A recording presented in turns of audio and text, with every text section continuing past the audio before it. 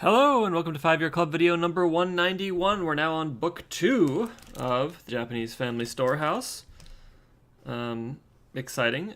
This story is especially exciting because it was mentioned in the savings book that I'm reading. This story in particular was mentioned in the book. So now I get to read the actual authentic story. Book was originally published 333 years ago. I think that's some good background, and it was written by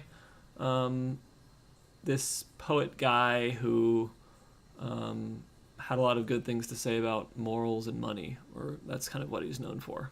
Anyway, let's get at it. Feudal Japan story time, yeah. The foremost lodger in the land.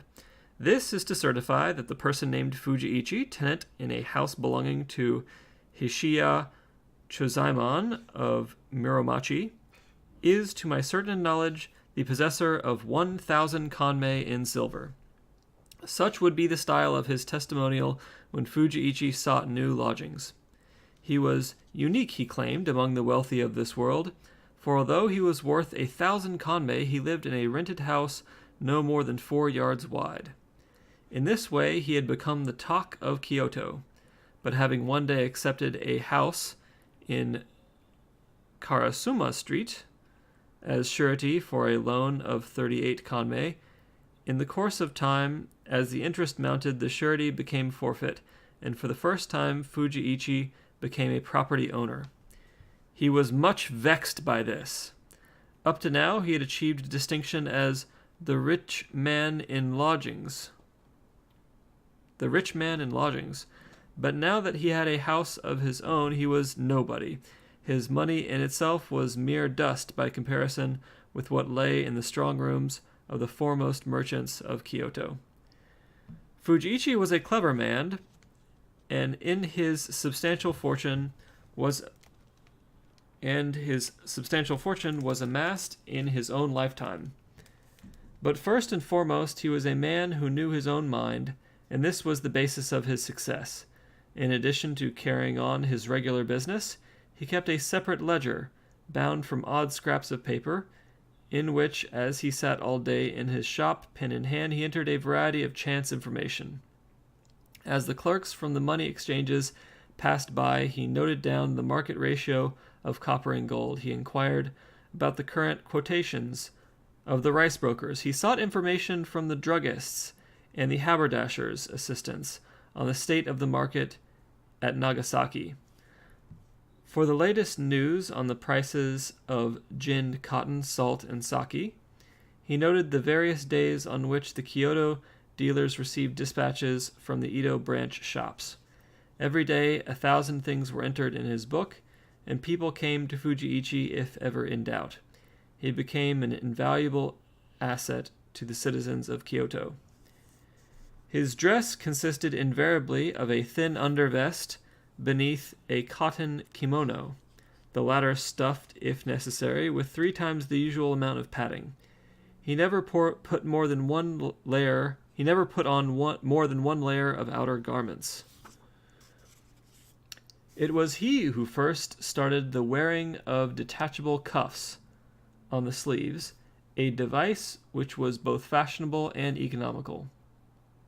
His socks were of deerskin, and his clogs were fitted with thick leather soles, but even so, he was careful not to walk too quickly along the hard main roads. Throughout life, his only silk garments were of pongee, dyed plain dark blue. There was one, it is true, which he had dyed a persistently undistinguishable seaweed brown, but this was a youthful error of judgment, and he was to regret it for the next 20 years.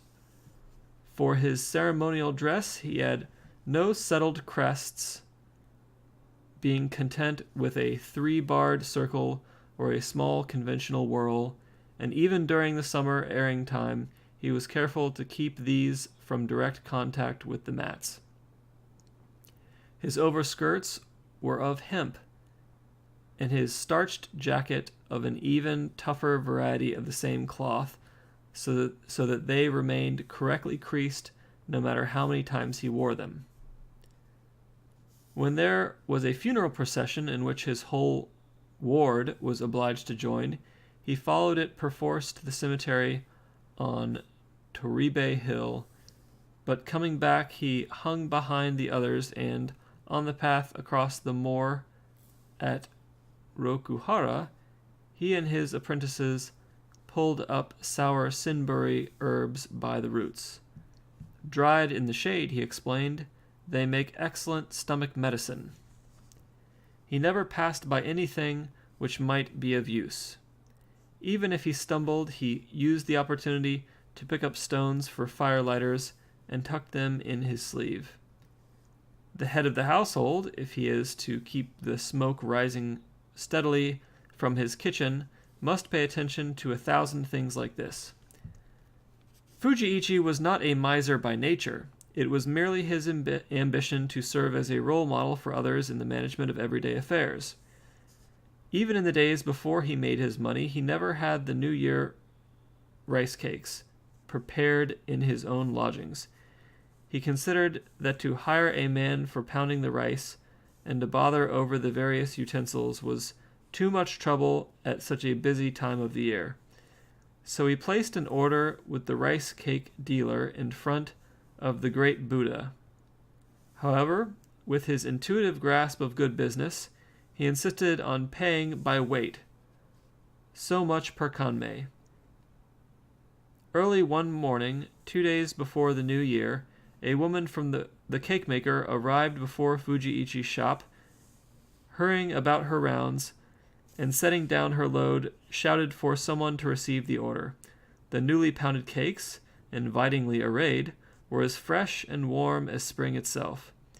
The master, pretending not to hear, continued his calculations on the abacus, and the woman, who begrudged every moment at this busy time of year, shouted again and again. At length, a young clerk, anxious to demonstrate his businesslike approach, checked the weight of the cakes on the large scales with a show of great precision, and sent the woman away. About 2 hours later, Fujiichi said, "Has anyone taken in the cakes which arrived just now?" "The woman gave them to me and left long ago," said the clerk. "Useless fellow!" cried Fujiichi.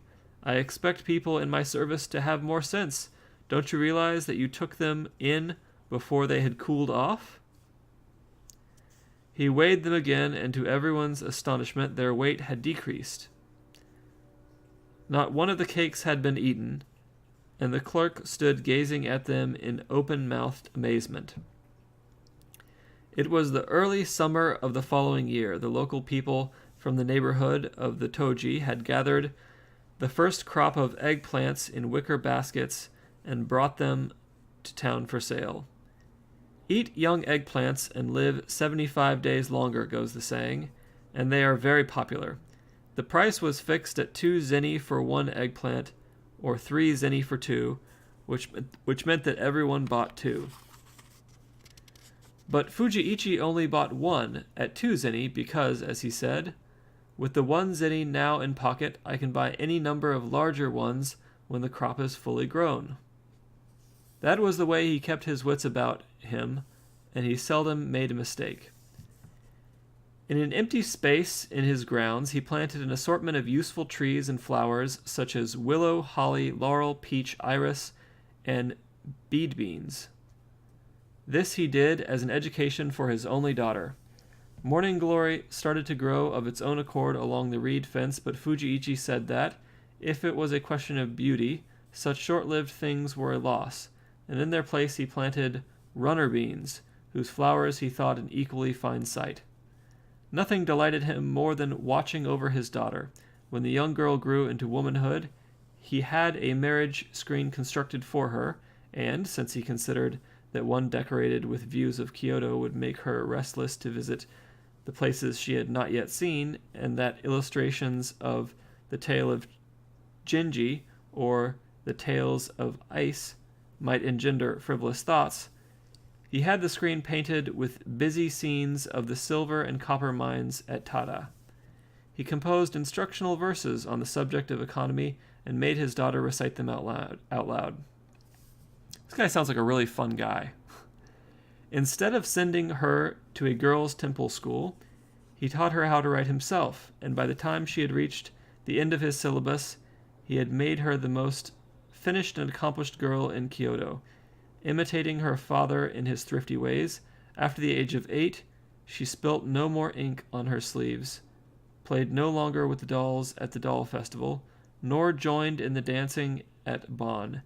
Every day she combed her own hair and bound it in a simple bun. She never sought others' help in her private affairs. That just seems like stupid. You don't seek the help of others, then you don't learn anything. Okay, whatever, book. Keep going.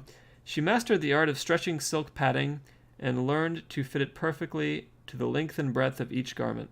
Since young girls can do all of this if properly disciplined, it is a mistake to leave them to do as they please.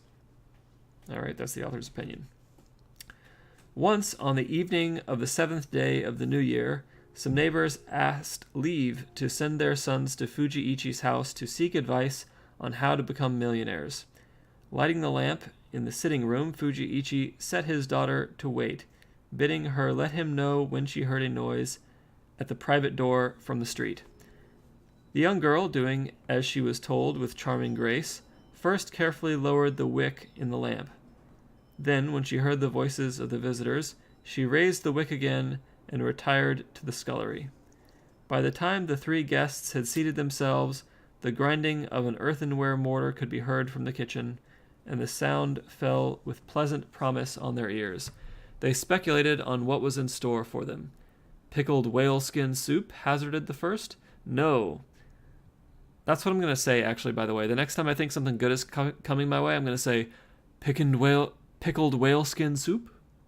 Pickled whaleskin soup? Excuse me, is that some pickled whaleskin soup you have there? No. As this is our first visit of the year, it ought to be rice dumpling gruel, said the second. The third listened carefully for some time, and at last confidently announced that it was noodle soup. Visitors always go through this amusing performance. Fujiichi then entered and talked to the three of them on the requisites for success. Why is it that today is called the Day of 7 Herbs? One asked him. That was the beginning of economy in the age of the gods. It was to teach us the ingredients of a cheap stew. Why do we leave a salted bream hanging before the god of the kitchen range until the 6th moon? Asked another.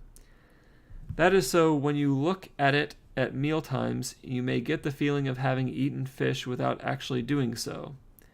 Finally, he was asked the reason for using thick chopsticks at the new year.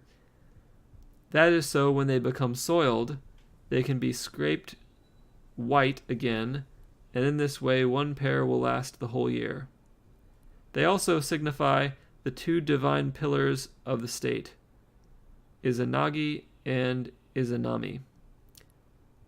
As a general rule, concluded Fujiichi, give the closest attention to even the smallest details. Well now, you have kindly talked with me from early evening, and it is high time that refreshments were served. But not to provide refreshments is one way of becoming a millionaire. The noise of the mortar, which you heard when you first arrived, was the pounding of starch for the covers of the account book. So there you have it. Invite guests over and make a bunch of noise in your kitchen, and then after they're starving, tell them that, oh, actually you're just making your monthly budget in the kitchen, and you don't want to spend money on them because you're cheap. All right, so that was the story, The Foremost Lodger in the Land. And I gotta say, the guy just sounds like he's really cheap. This doesn't sound wise to me. But it was featured in that book about saving money, so hey, there you go. It's a famous story.